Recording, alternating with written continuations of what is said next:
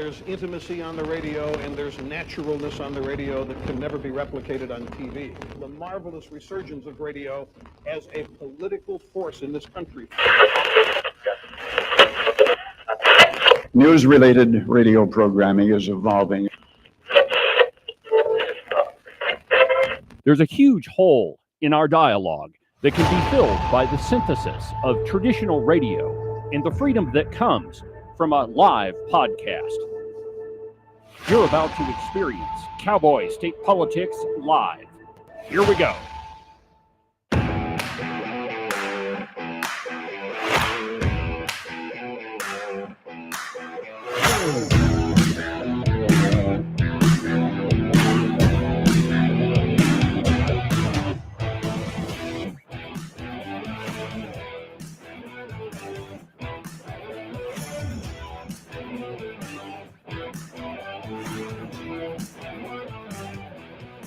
Good morning, my friends, and welcome to another incredible installment from very high above all the puerile and insipid forms of Wyoming mainstream media. This is Cowboy State Politics. I, of course, am your illustrious host, David Iverson, firmly ensconced behind the silver Cowboy State Politics microphone and broadcasting to you from the base of the Bighorns at the Cowboy State Politics studio in Sheridan, Wyoming. Good morning, my friends, and welcome to the program. Happy Saturday, well, not Saturday, happy Thursday. Oh, and I should probably tell you, happy Communist Day. That's absolutely right, my friends. Today is May Day, or as its lesser-known name, Communist Day. Allow me to explain. In 1889, the International Federation of Socialist Groups and Trade Unions designated May 1st as the day in support of workers. In commemoration of the Haymarket Riot in Chicago in 1886, and 5 years later, U.S. President Grover Cleveland, I just love that guy, uneasy with the socialist origins of Workers' Day, signed legislation to make it Labor Day.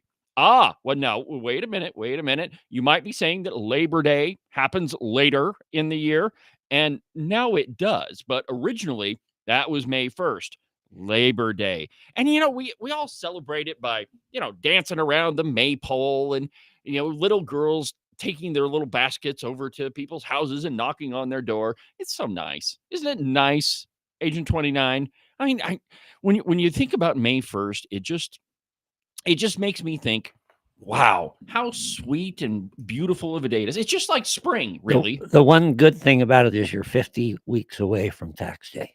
Oh, yeah, that is good. But you see, in Europe, May 1st was historically associated with pagan rituals. Yeah, I know. A lot of the dates of our holidays kind of center around that. But in the Soviet Union, I know, communists, leaders embraced the new holiday, believing that it would encourage workers in Europe and the United States to unite against capitalism. Yeah. The day became a significant holiday in the Soviet Union and in Eastern Bloc countries. And interestingly enough, in Germany, Labor Day became an official holiday in 1933 after the Nazis gained power. Ironically, the day after they made May Day a holiday, they abolished all labor unions. Yeah. Well, that's usually what happens with communists. They get rid of anything that, exceeds the state's power.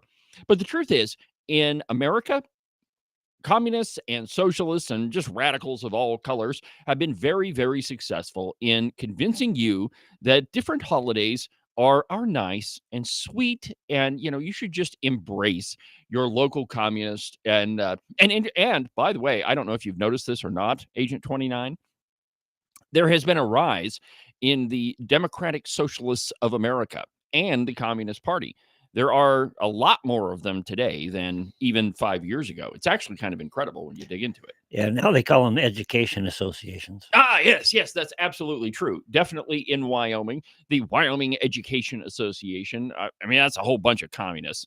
Oh, and if you ever get bored, go online and look up the WEA Safe and Just Schools Cadre. Now, this is a story I broke Oh man, I'm thinking like 3 years ago. But the cool thing about it is I found out because I was on this story talking about, restrooms, men in women's restrooms and all that. And I wondered, okay, well, does the WEA support that? So I just Googled it and all of a sudden pops up this article about their Safe and Just Schools cadre. And I open it up and their logo has the socialist fist, the fist of death, as we should refer to it. It has always been used by communist and socialist regimes as a symbol of power. But now, radical and stupid socialists think that that's a symbol of the public's power. Unity. It's a symbol of unity. Unity. Yeah. That's right. Unity. I'm so damn sick of that word. I can hardly stand it. Unity. Can't we all just get along? Shut up, Rodney King. No, we can't. There's bad people in this world, and the sooner you figure it out, the better. Nope. We can't all get along because some people want power more than others. That's kind of the nature of being human. Anyway, so on today's program, as you can see, I'm a little bit fired up. We're going to talk about communists all program long. It's going to be fantastic. I can't wait. That could be part of it, but the new studio also has better coffee. I don't know. I have a bun coffee maker at home, and in the old studio, I do have a coffee maker like right here, so I can reach over and get it. But in the new studio, you can't hear the coffee machine. Doesn't sound like we're peeing on the air. But anyway, on today's program, from the Cowboy, Freedom Caucus wants judicial reform after judge rejects gender transition suit. Now, we talked about this a little bit yesterday on the program, and I played for you the audio from the May 2023 interview I did with Ashley and Sean Willey. Really, it's a bad situation. The school absolutely tried to socially transition their kid behind their back. Well, Scott Skevdahl, U.S. District Judge in Wyoming, he said, not enough evidence. Well, as it turns out, the legislature could have done something about this if it hadn't been for Chi-Com Som Albert Summers, the then Speaker of the House. Senate File 117 in 2023 was put in the drawer by Albert Summers. Now, it is true that if a strict reading of Senate File 117 would not have established a cause of action. However, there were amendments already lined up for that sucker that would have amended that cause of action into it. And so it would have been a piece of cake and had that bill passed. Now, again, you would have had to get it through the communist Senate at the time. And the reason I say communist Senate is it was controlled by people like Tara Nethercott and KOK. So wait a minute. Aren't they still in control? Oh, yeah. Tara Nethercott is still the majority floor leader. Anyway, Senate File 117. Well, there is let's see here, page 2 of this piece from the Cowboy. Here we go. Drag show Clark Stith. And I quote, let me just read you a couple paragraphs. Former Representative Drag Show Clark Stith told the Cowboy on Wednesday that it's, quote, disingenuous for lawmakers to focus on Senator Doc Statter's 2023 bill as the Willys' potential savior when some of them rejected their own parental rights that same year.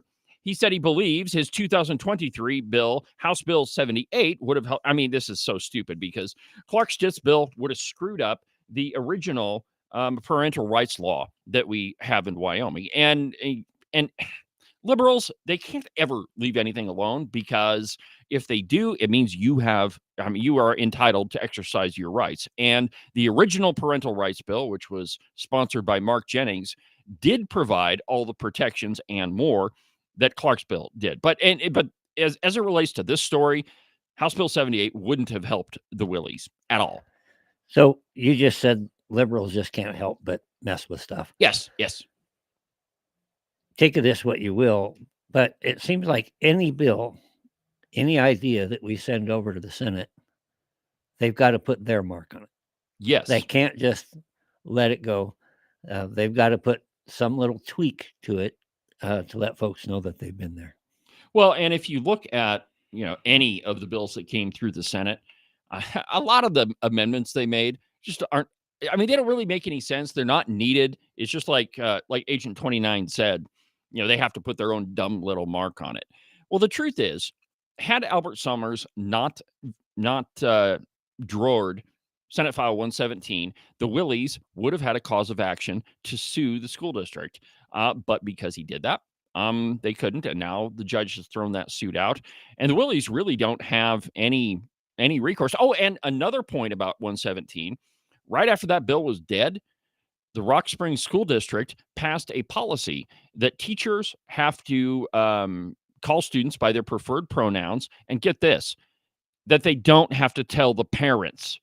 I mean, it's absolutely amazing that any of these redcoats have the temerity to even talk about any of this stuff. I mean, even to the cow pie. It's funny when you talk about throwing out suits. The first thing I think of is Reuben Tarver and Dalton Banks on a Friday.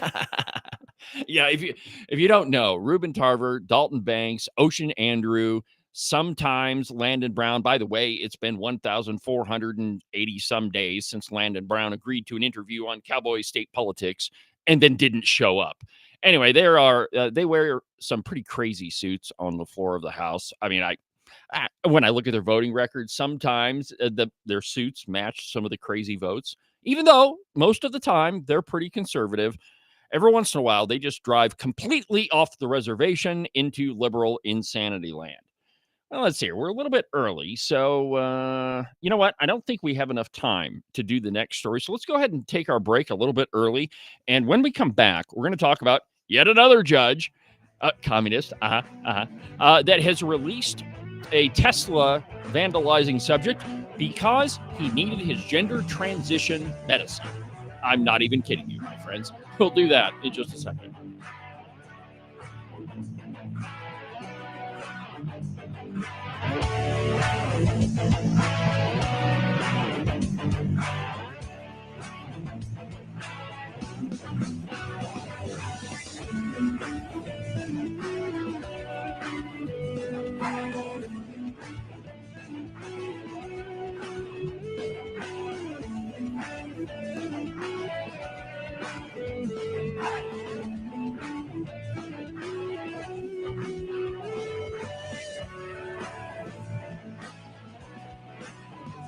It's spring-ish in Wyoming.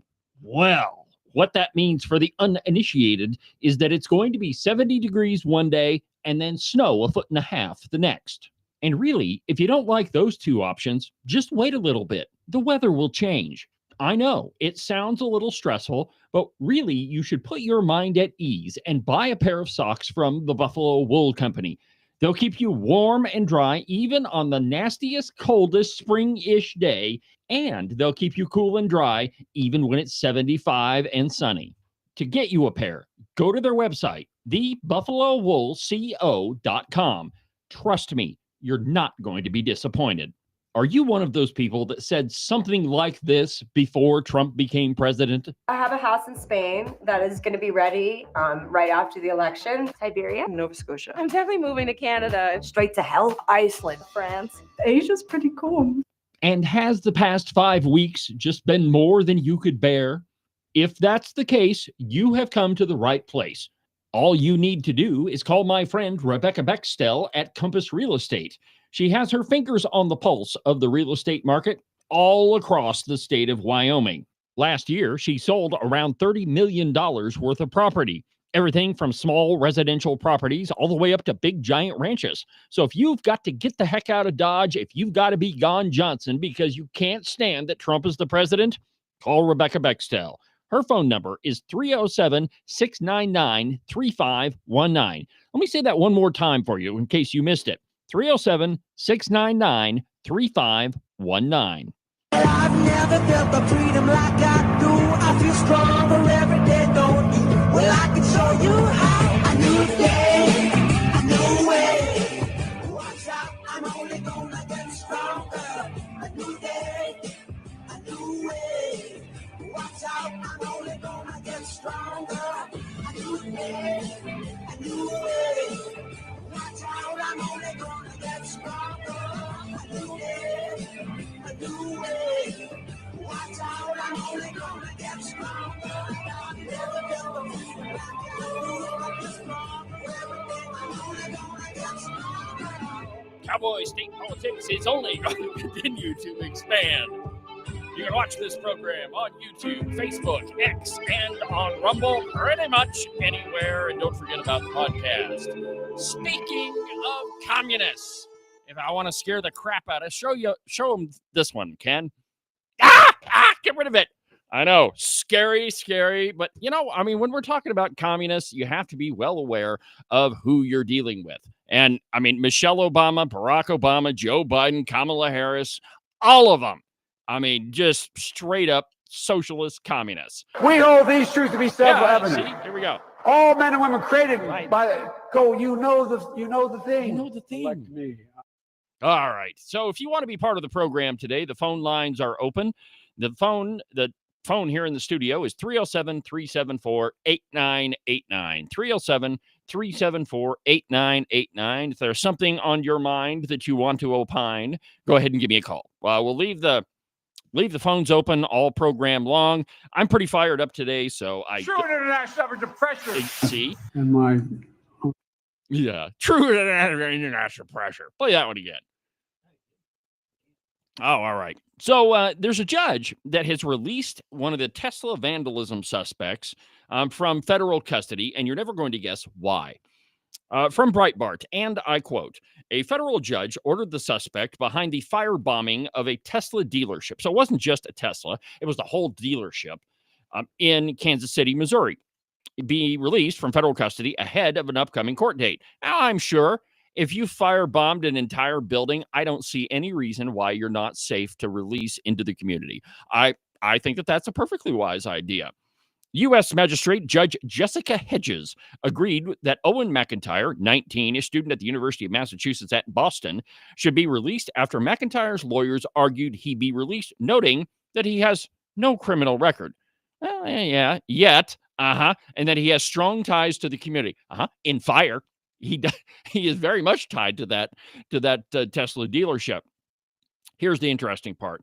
McIntyre's lawyers also argued that he be released, noting his medical and mental health needs.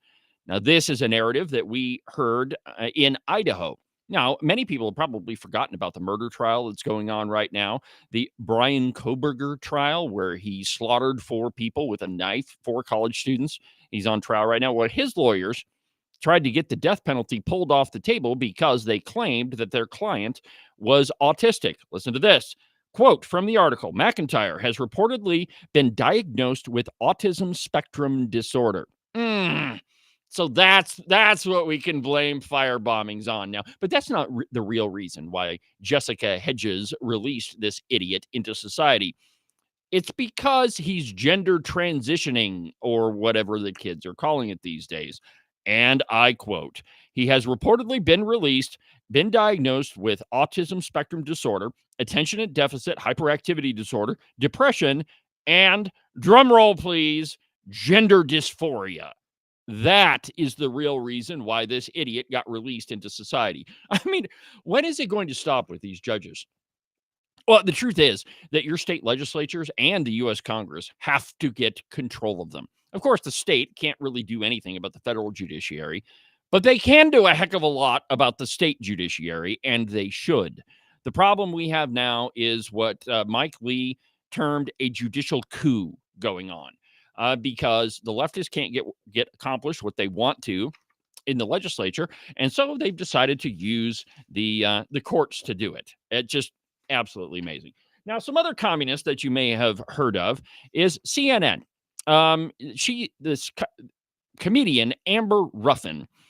She was going to be the headliner at the White House Correspondents' Dinner, but they told her that, I don't know, in no uncertain terms, they basically said that she's running her mouth too much. So she was a guest on The View. Now, I'm sorry, we're talking about communists today. It's May Day, and so I have to torture you a little bit with The View. Play cut number 1. Yes. Hi. You guys, thanks for having me. Thank you for being here. Yay! I didn't do it, but I still get to hang out with you. Now, I might suggest You got that shut down. maybe the reason why they didn't want Amber Ruffin to host the White House Correspondents' Dinner is because nobody can stand the sound of her voice. The whole point of that dinner is to get people to watch it on TV. Of course, no one did because nobody really gives two craps what the press has to say. But I would contend that it's this woman's voice that is the main reason she got kicked off the show. Now, on The View, Ruffin said that, quote, they were like, look, you're running your mouth in the streets, and now you can't host the White House Correspondents' Dinner. And I was like, oh, no, this is horrible. I was right. Oh, my God. Play cut number 2. It's also the job of the comedian to run our mouths. I've never gotten in trouble for it in my life. Do they go Nah, over I should have. Do they go over your material before they canned you?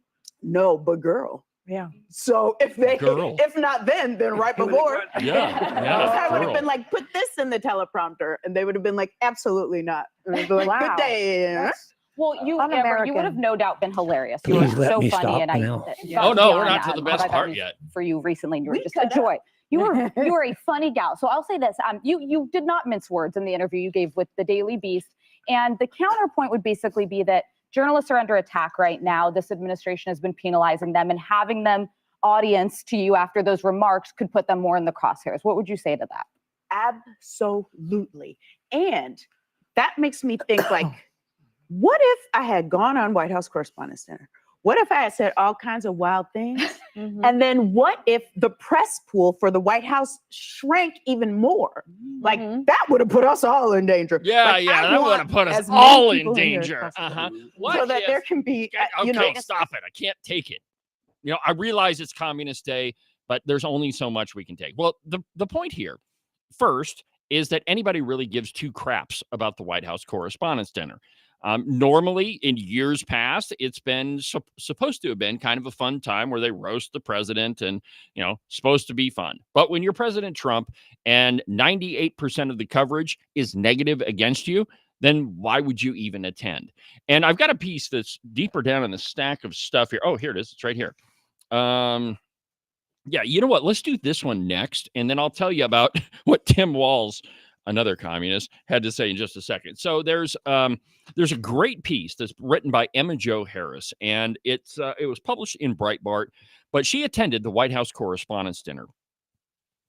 And here's the title of her piece. It says, "The White House Correspondents' Dinner taught me that media bias isn't about politics. It's just about insanity. Quote, I went to the White House Correspondents' Dinner, and it was literally insane. And I'm not saying like as in we have different politics. I mean, actually insane, delusional, zero self-awareness or awareness of reality. Now, not every one of them, but mostly. Experiencing that in person, talking to them in a social setting, realizing who our media is, gave me an epiphany. Media bias isn't about politics. It's much more banal. It's actually just narcissism of people who happen to be Democrats. Like many reading this column, I'm sure that I've always thought media bias was political activism. But after Saturday, I now think it is much more due to a degree of self-worship that makes it impossible for them to distinguish their own ego from the truth itself. For those of you unfamiliar with the event, the evening had everyone dress up in black ties while we all sat to watch speeches and prizes they selected for themselves be delivered over dinner. Now, so one of the biggest complaints that I've seen from the press now is that all of them missed the whole Biden is delusional thing. Go ahead and hit the gaff reel.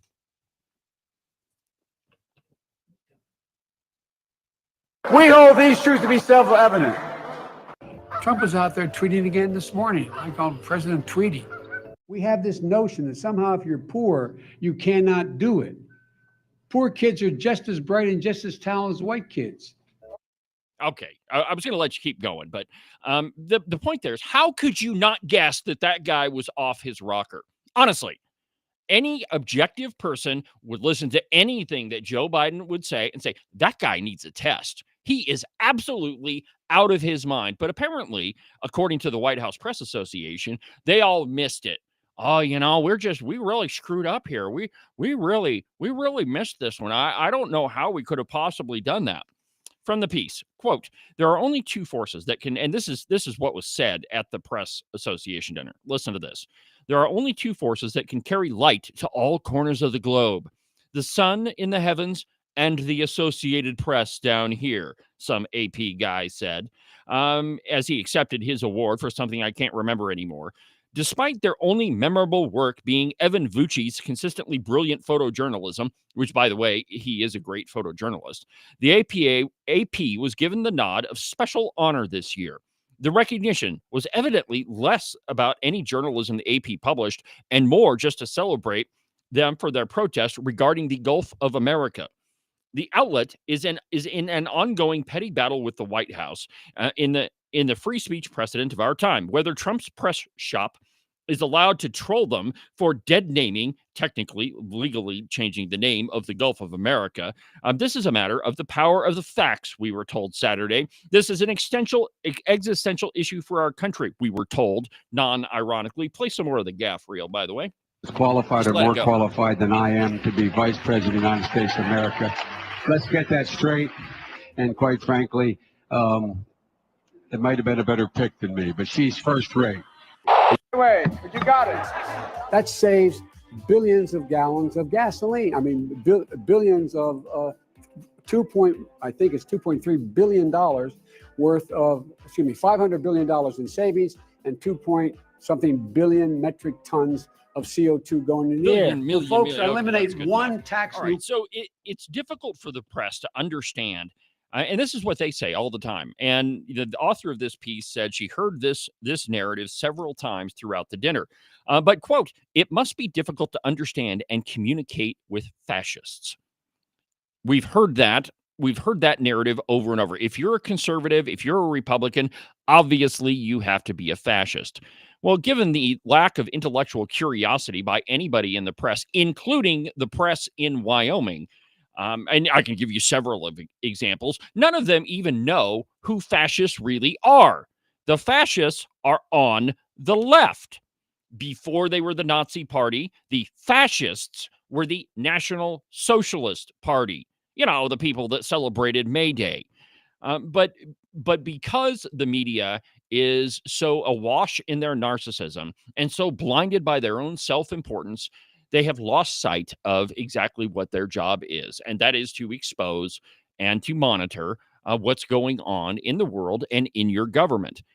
And it is these same people that say we are not the enemy of the people. In fact, one of the last, let's see if I can find it here. Oh, I don't know. This article goes on and on. It's actually a good one. You should go read it. But it points out the absolute lack of self-awareness in the media. And if you just look at your local Wyoming paper, the Sheridan Press is a really good example. Their politics reporter is a leftist. I mean, you take one look at this guy, absolute leftist. Now, the truth is he's gotten a little bit better this past legislative session, only because the conservatives are in power. It doesn't really have anything to do with him being fair and balanced. It has a lot more to do with just wanting to talk to the people that are actually in power. Now, let me give you a good example here. So Harriet Hageman held an event in Dayton this past week, and there were some protesters there. Here we go. Here's a couple of signs, and we're going to talk about the signs here in just a second. But before we get there, let me just point out that there was only about 6 protesters outside. Inside the event, there was 1 protester. And if you look at the second page of this article that was printed in the Sheridan Press, of course, they had to take a picture of the one protester holding a sign, not the big crowd of conservatives that were there. It was the sign. Now, let's go ahead and talk about these signs for a minute. Due process and protecting our immigrants. I just find it really interesting that they're appealing to due process to benefit people who completely ignore due process from the beginning. You come into this nation illegally, which is a crime to start with. And then when you get called on it, wait a minute, I got to have all these rights. No, you have the right to get the hell out. Well, I know what Harriet would say about that. First of all, it's a red herring. It's stupid as all get out. It is a red herring. And you point out the problem, Ken, is that if you are going to come into this country outside of due process, and we do have a process by which you become a citizen, it's long and it's expensive and it takes a lot of work, but that's the way that you can legally do it. But if you're the person that crosses the border and does it illegally, You don't get to say, I want due process before you kick me out. Generally speaking, or at least it used to be before we dipped into insanity land, that if you violated the law, you went to prison. You got due process because you're a citizen. Now, the other day, a couple weeks ago, oh, by the way, Ken, did you know that there's another protest tonight?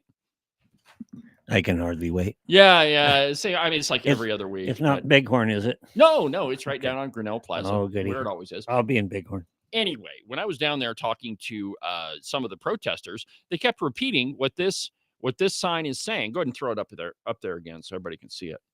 So due process for everyone or no one is safe. No kings, no tyrants. Well, the truth is not everyone gets due process.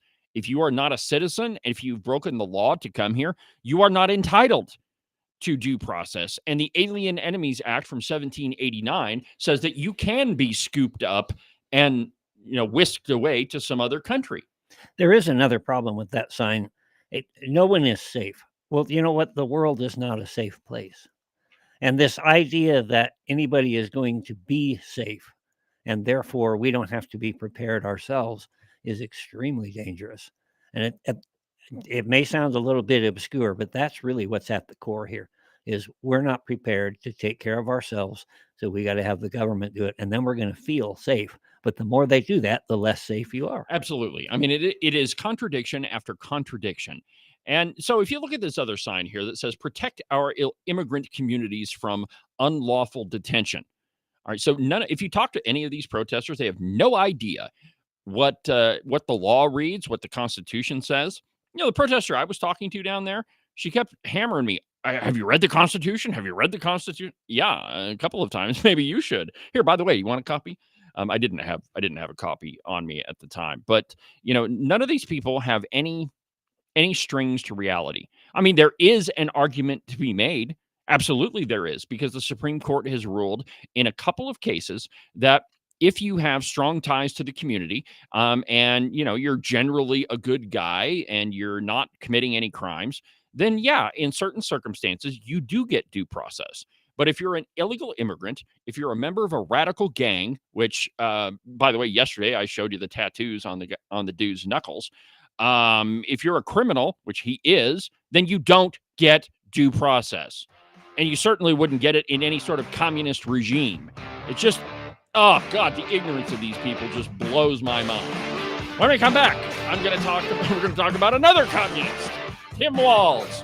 The guy never stops, man. Oh, he's a riot. We'll do it in just a second.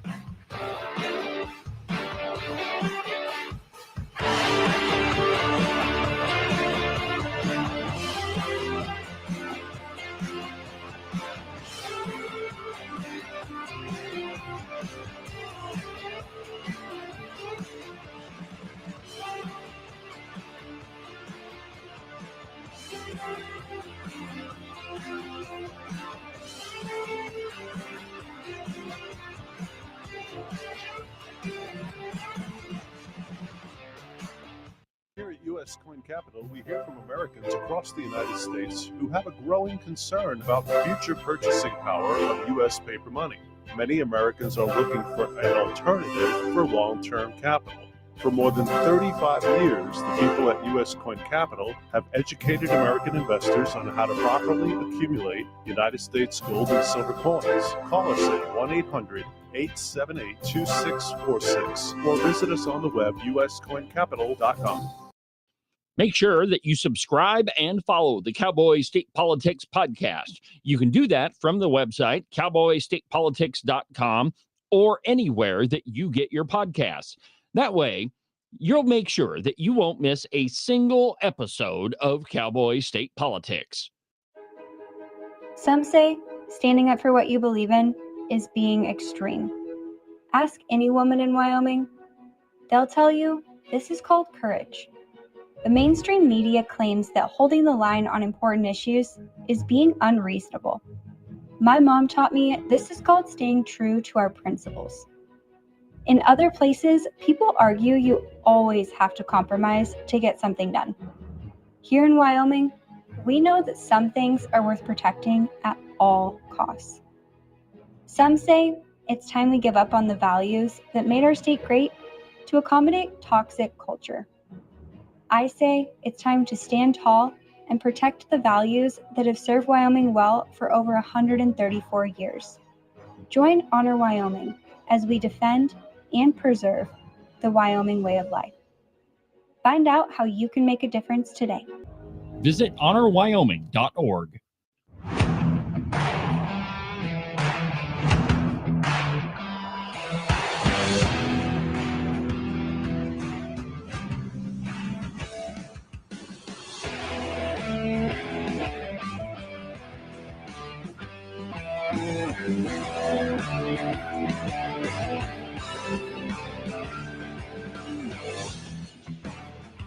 Welcome back to the program, my friends.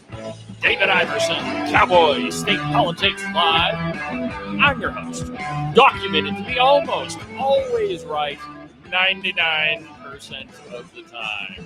If you want to be part of the program today, the phone number in the studio is 307-374-8989, 307-374-8989. We are celebrating all communists today. Of course, it's May Day, so it's almost obligatory that we have to talk about all of the communists that we know and love. Well, love is kind of a strong word. Maybe despise, maybe abhor. Maybe just have fun with them. I mean, this next guy. I am kind of disappointed that he's not our vice president. I have to tell you, I think that it would be just as much fun as when Biden was president. I mean, just some of the crazy stuff that he says. But now he is claiming that the reason Kamala Harris picked him is that she wanted a running mate that could code talk to white guys. Go ahead and play it. To improve people's lives. But I also was on the ticket, quite honestly, because I could code talk to white guys watching football, fixing their truck, doing that I could put them at ease. I was the permission structure to say, look, you can do this and vote for this. And you look across those swing states, with the exception of Minnesota, let it play out. We didn't get enough of those votes. That just kills me. I could code talk to him. It didn't work, except in Minnesota. But by golly, I can code talk. Yeah, he is the masculine man's man. Just absolutely incredible. Really what I think was going on is that each successive Democrat president has to pick a vice president who's dumber than they are. Think about it, right? You had Barack Obama picking Joe Biden. Clearly, Joe Biden is more of a moron than Barack Obama. And by the way, I don't think that Barack Obama is a moron. I think he's actually kind of an intelligent guy. Evil, but not dumb. So he picks Joe Biden. School or where the hell I spoke, but it was on the campus. Yeah. Beer brewed here, it is used to make the brew beer in this refiner. Oh, you should have played the end of that one. He says, "Oh, Earth Rider, thanks for the Great Lakes." I wonder why. All right, so Barack Obama picks Joe Biden, clearly dumber than him. Joe Biden then, in turn, picks somebody who's a complete moron, Kamala Harris. And then if Kamala Harris is going to be president, to follow the pattern, she has to pick somebody who's dumber than she is. During Women's History Month, we celebrate and we honor the women who made history throughout history. Oh, Lord. Oh, boy. First of all, it's a red herring. It's stupid as all get out. All right, from the piece, Breitbart News. Minnesota Governor Tim Walz claimed that the former Vice President Kamala Harris picked him as her vice presidential running mate because he could, quote, code talk to white guys watching football and fixing their trucks. While speaking at an event at Harvard University's Kennedy School of Institute of Politics, Walz explained to moderator Brittany Shepard that he had been, excuse me, had to sneeze. I'm allergic to communists. Anyway, Walz added that he had also been on the ticket because he could do this code talking thing.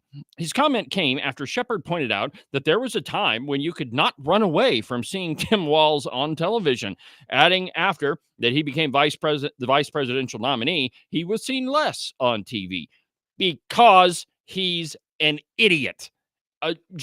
And like I said, he would have been a constant source of entertainment as vice president. But then, of course, the United States would have been a constant source of entertainment for the rest of the world. In other news from the Communist Front, Gavin Newsom. Oh, and I don't know what it is, Agent 29, but this morning when I realized that it was May Day and I was doing show prep, I just saw article after article about communist after communist. It's almost like the media set me up for today. I hope it's only one day out of the year. Because the collection of sound bites over here, my finger hurts. Oh, we got more where those came from. So Gavin Newsom has made an extraordinary claim. And let me just kind of set this up for you. California has the biggest what do you call it? Unfunded mandate. Not mandate, unfunded liability. That's the word I was looking for. In the entire country, their pension plan. And by the way, don't think because you live in Wyoming that we don't have an unfunded pension liability as well. We absolutely do. It's just California's is exponentially bigger. And I quote, California Governor Gavin Newsom claimed on Tuesday that he is doing Doge, but better, as he announced that his state would adopt 3 new artificial intelligence initiatives to make state government more efficient. The state has suffered massive deficits in recent years and had to borrow over $6 billion last month, to cover its Medicaid program. Yet Newsom claims he is running a more efficient operation than Elon Musk could produce at the federal level through his Department of Government Efficiency. Newsom made his remarks at a press conference in which he announced that California would use AI tools to improve government operations. He did not announce any staff cuts or spending reductions, much less tax cuts, in line with that purported efficiency. But let's listen to him saying it. Play cut number 4. I know we're Doge, but better, and we've been Doge, but better for literally 6 years. You can go back. There's amazing that we still have the tapes. Horse crap. Doge, but better. His proposed 2025 budget is $322 billion, up from his first proposed budget in 2019 of $209 billion. So he's increased it over $1 billion. So it's unclear exactly where all of the efficiencies are. He claimed that his state's use of AI was not a response to Doge, but that it had been in the work for 6 weeks. So, we've been Doge before Doge was Doge. We're more Dogy than Doge itself.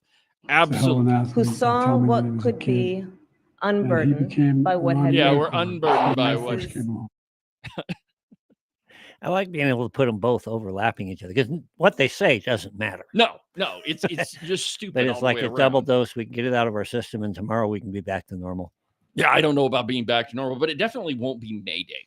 Now, in talking with all these communists, we have to have some sort of respite from them. And let's see here. Let's go ahead and take a break. And when we come back, I'm going to give you some good news coming out of our FBI. We all wanted Kash Patel to go ahead and start cleaning house at the FBI, and he started to do that. So after the break, I'm going to tell you about it.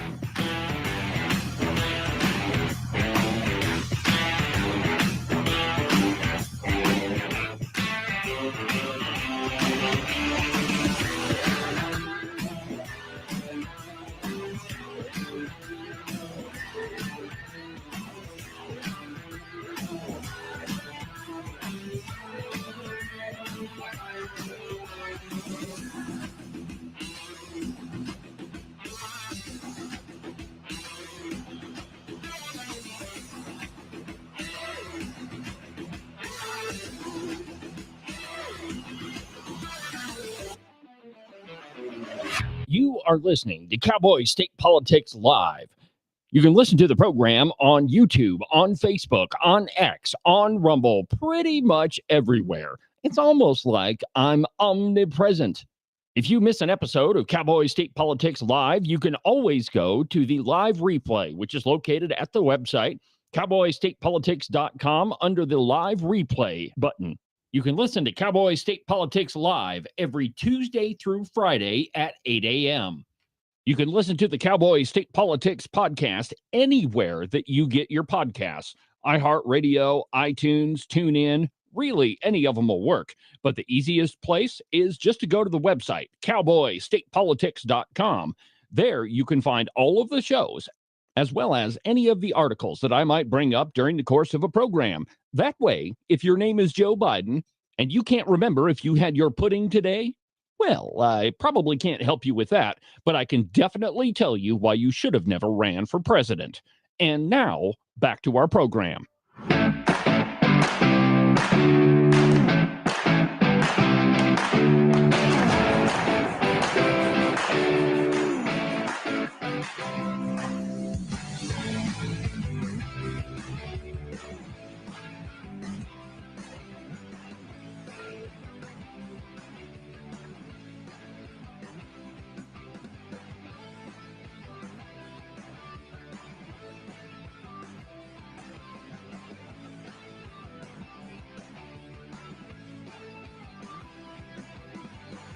Welcome back to the program, my friends. David Iverson, Cowboy, State Politics Live. Doing what I was born to do with talent given to me by God himself. It's absolutely true, my friends. And you should be very, very happy that God gave you some talents too, even if you're a communist. Let's be honest, it does take some talent to be able to spout insane ideas all day long with absolutely no tether to reality.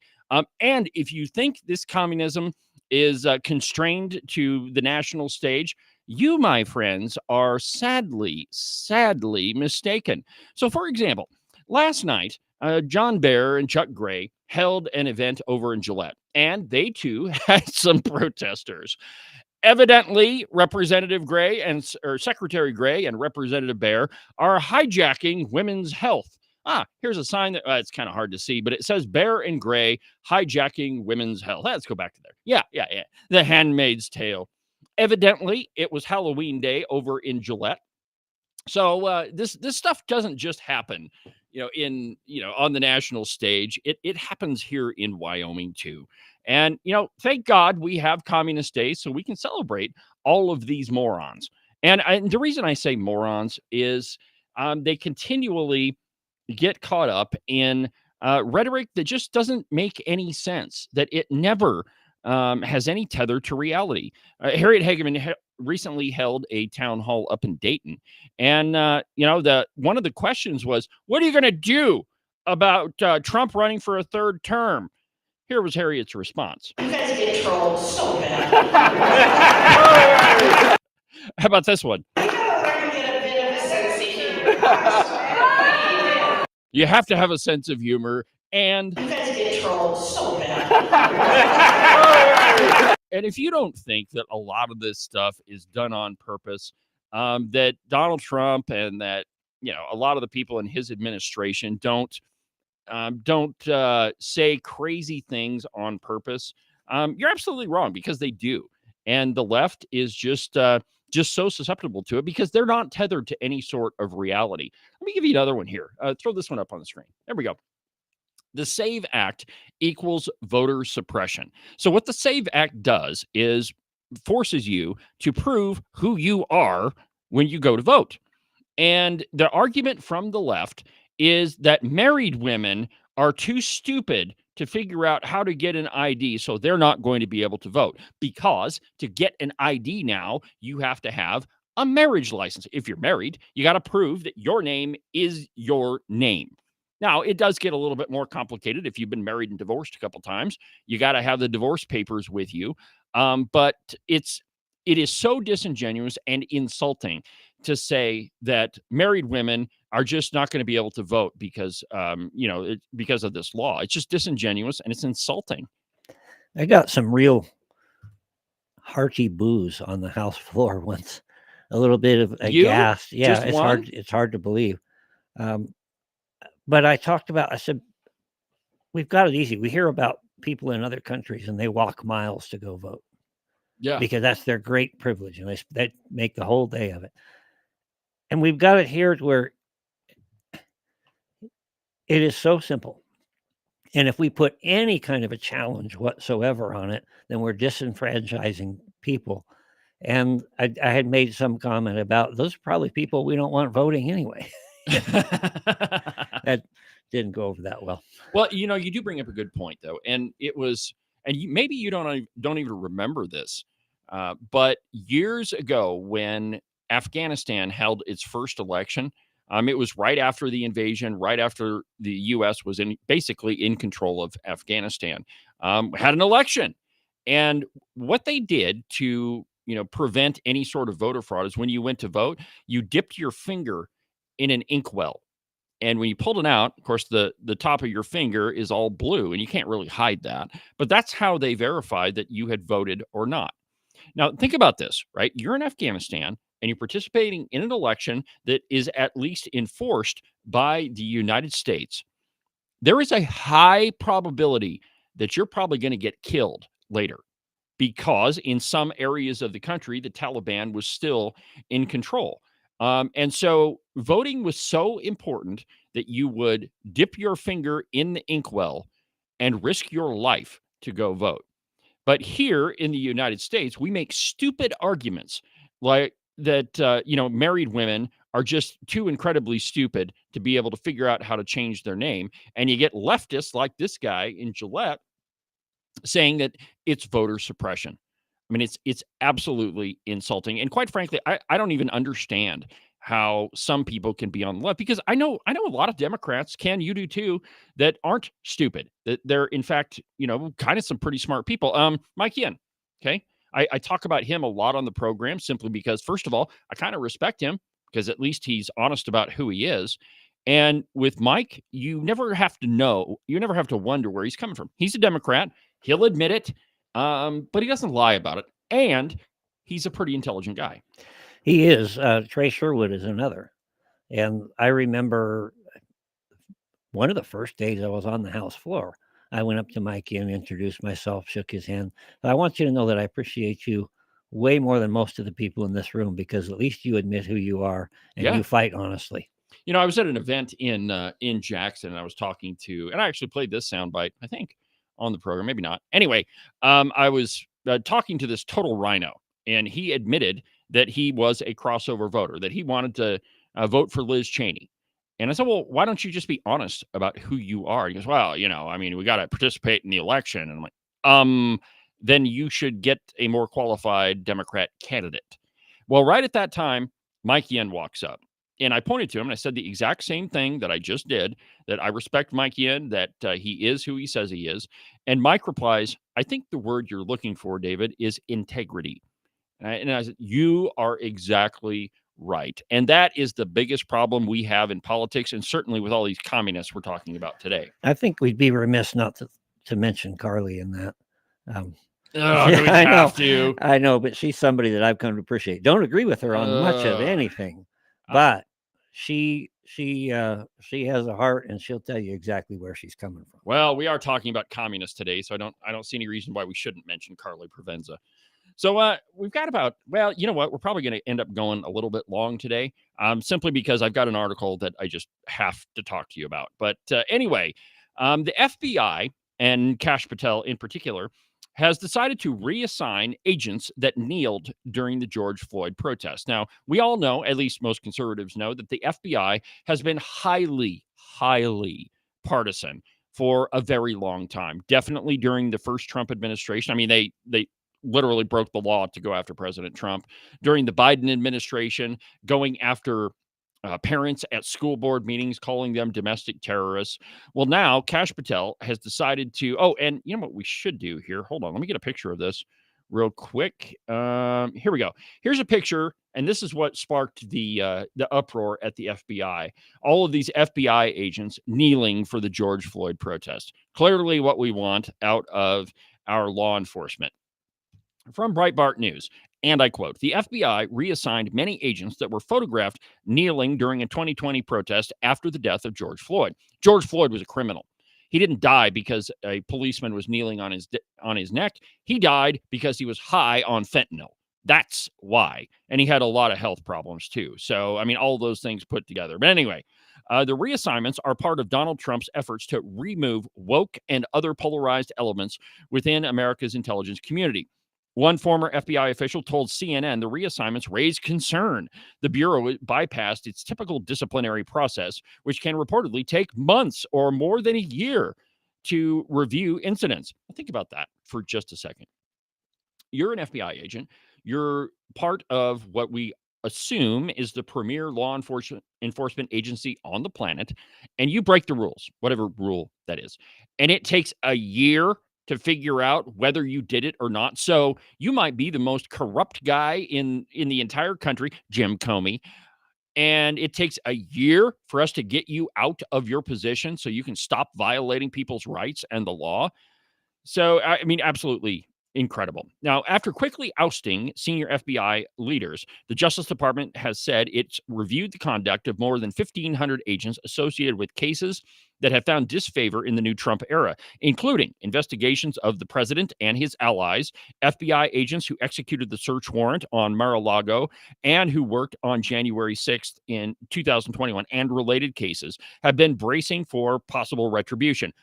It's not retribution. It's holding you to the law.